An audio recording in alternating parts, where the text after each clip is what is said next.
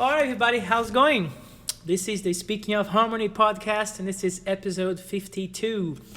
We are back this week, finally. It feels great to be back, and I can't wait to be recording more episodes for you guys. Thank you so much for the feedback, for the great questions, for general just feedback. You know, it's great to be healthy again, and I can't wait to be continuing to do that, interacting with you guys and answering questions. So thanks for the questions already. I already got some ideas for the next episodes.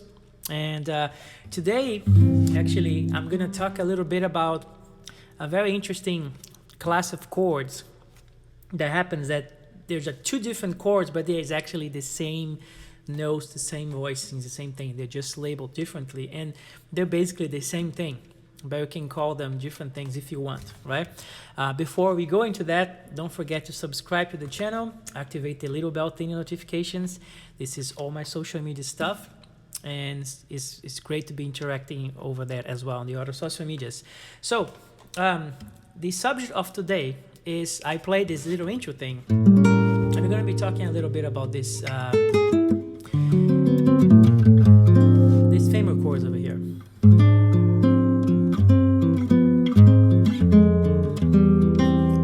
This particular chord here. It's like, what is that? Which chord is that? Right?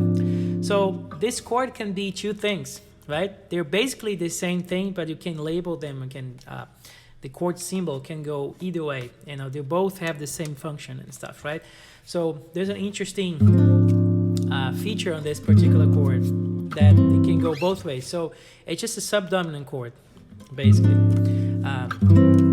That resolves into the tonic or subdominant, whatever you will, 1, 6, 4 in the traditional harmony. But basically, this can be seen as if you're in C major, right? 5 of 2, right? 2. And I have this chord, dominant, tonic, or I can go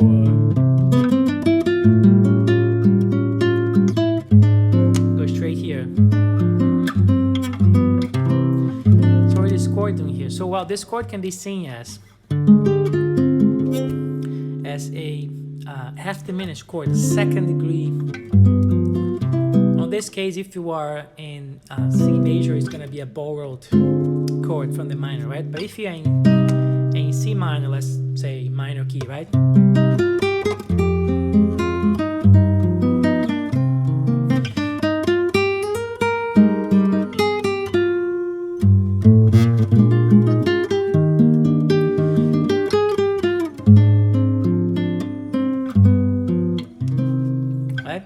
This chord here is just basically a second degree. If you're in minor key, it's 2, but it's inverted, right?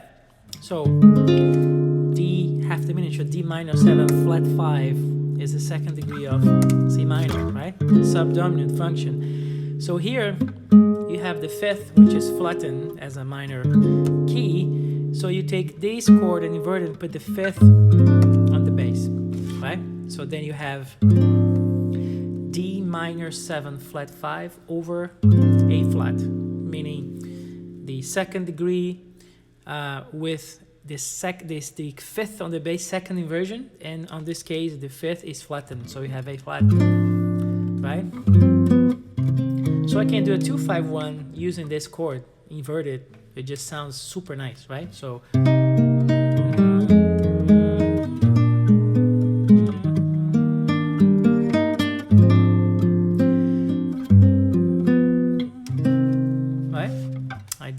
I went to the 3rd degree and then 2, 5, 1, but I did the 2 inverted like this, right? And you can use that as a borrowed chord in the major key, right? So the second degree, instead of being D minor 7, you can be D minor 7 flat 5 using a major chord, which is what I did before in the beginning. So I can go.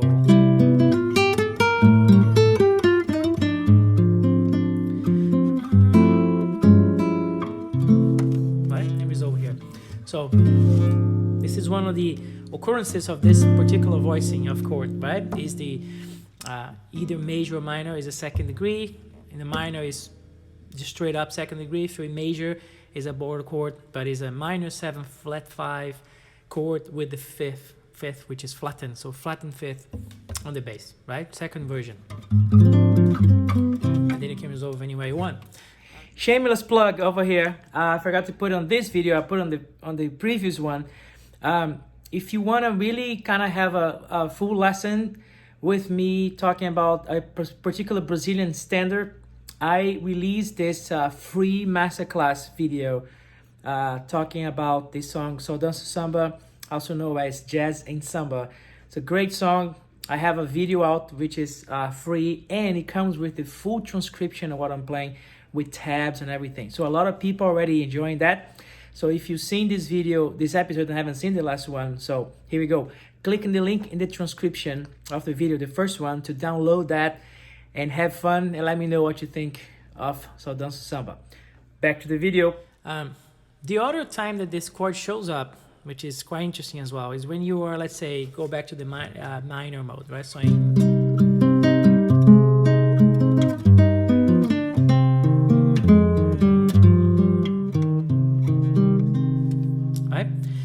So that chord, this chord we know is subdominant, right? So sometimes you have, on the minor key, the subdominant is minor as well. So we have, so F minor, right? So if you, use either seventh or, seventh chords or just 4 notes chords, right? You can use a minor 6 chord, which sounds awesome too. So you go,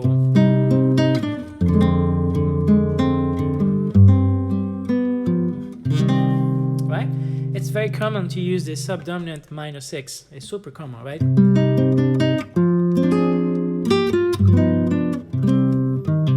Right? So what happens if you take this F minor 6, which is subdominant, and invert the chord in its first inversion? So you put the minor 3rd on the bass. What chord do you have? Bingo. There we go. And take this chord. There it is again. The same chord, the same notes, the same voicing, and you can label the chord 2 different chords, although they fulfill the same exact function, of course, because the same notes, right? So here, if you look for F minor 6 over A flat, that's what you have. We have F, you have the root, the minor 3rd, which is on the bass, right? You have the 5th, and then the 6th, if you want to call it F minor 6, right? So you put the 3rd in the bass. If you're thinking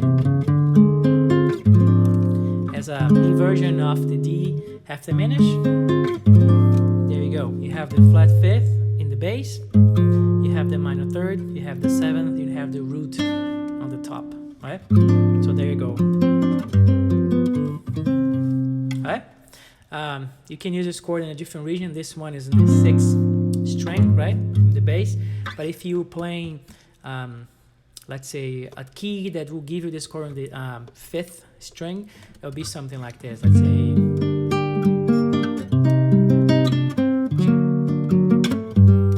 like G minor, for instance.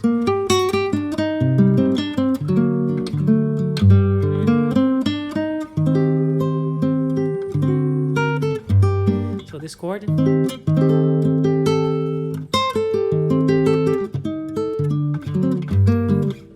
This is kind of the same voicing, right? If I'm counting A half diminished or A minor 7 flat 5, right? There we go again. 5th on the bass, flat 5th on the bass, resolving to 5 to 1, right? If I want to use the subdominant, the minor 6 subdominant in this case, 4, right, will be C minor. If I'm G minor, the subdominant will be C minor 6, right? And then if I pick this and put in the first inversion, 3rd in the bass, there we go again, right? There's so many scenarios where you can go and use this this chord and on both labels, the different things. If you go to the Child is Born, for instance, like this is what the chord is at the end. So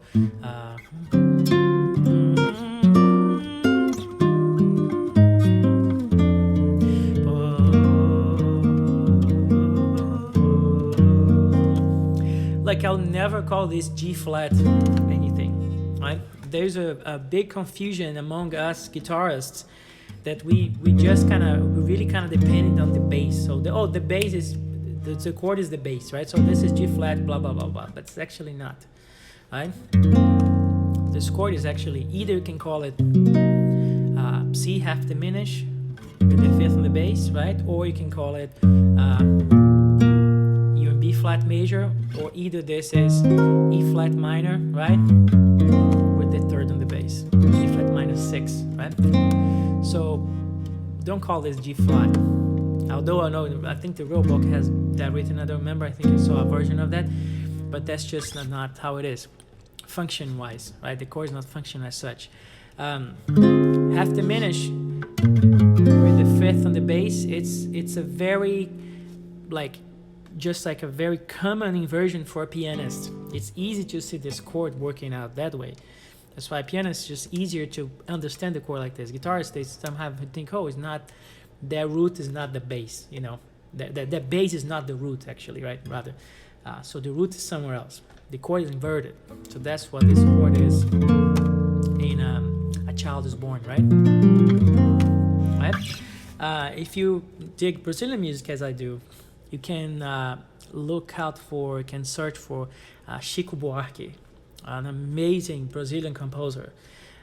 He uses this chord a lot. If you go to his charts, like his songbook and his songs, this chord is in there a lot. And he mostly used this chord as the minor 6 first inversion, right? The other case we were talking about, the minor 6 chord with the third on the bass.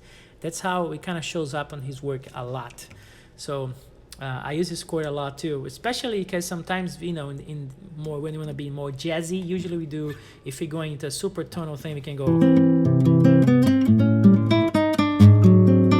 Usually with this kind of sub 5 kind of chord, right? This French 6, if you want to be more classical, right?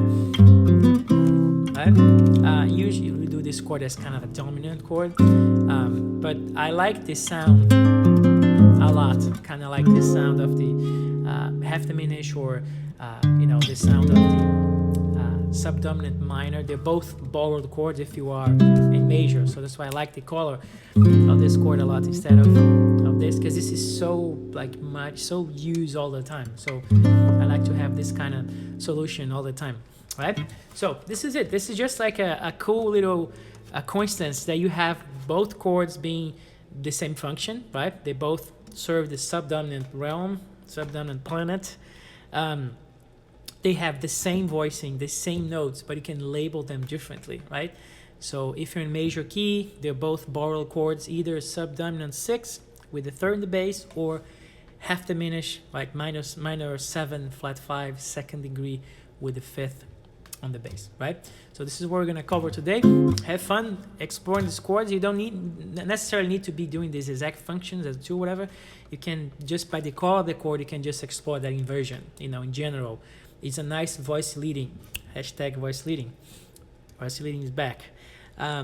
It's a nice color you can use, regardless of functions or anything, right? So experiment with that. Tell me what you think. And again, let me know if you have questions that you want to be answered, right? Don't hesitate to ask them in the comment, put them in the comment, and then subject for, next episodes of the podcast. A while ago, I did a lot of questions from comments here. I featured them and we talked about it. It just becomes an episode. So if you have some questions, let me know over here. And before I go, don't forget to subscribe to the channel, activate the little bell thing notification. This is all my social media stuff. Gabriel signing off. Until the next episode. Thank you very much.